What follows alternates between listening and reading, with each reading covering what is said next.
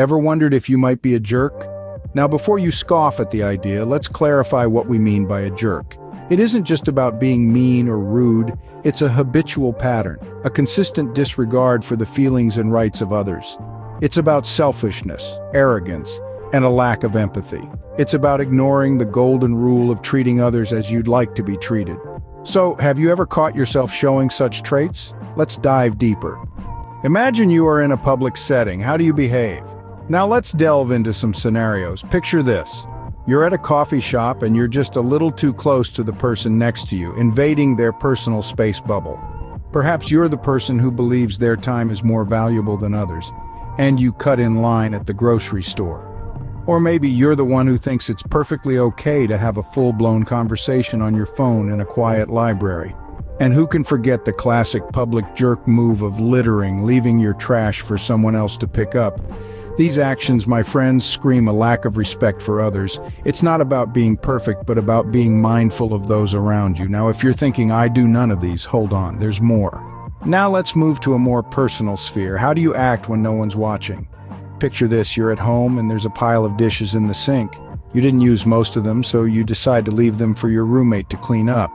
Or maybe you're at a family gathering and you promise your nephew you'll play catch with him, but when the time comes, you're too busy scrolling through social media. These are not grand gestures of selfishness, but they are little things that add up. They show a disregard for the feelings and needs of others. By not doing your share of the chores, you're sending a message that your time is more important than that of your roommate. By breaking your promise to your nephew, you're teaching him that commitments can be easily discarded. These actions, though subtle, can cause harm to your relationships and your reputation.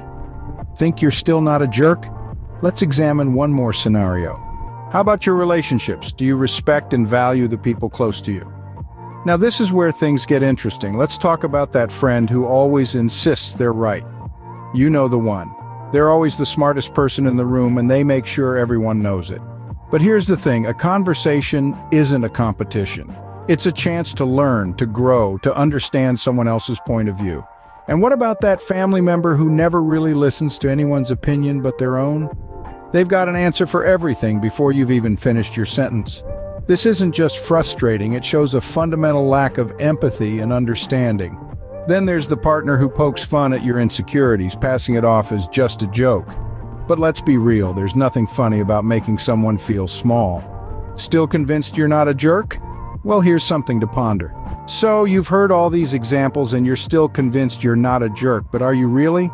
Let's ponder this for a moment. Even the best of us have those not-so-stellar instances, those little slips of the tongue or thoughtless actions.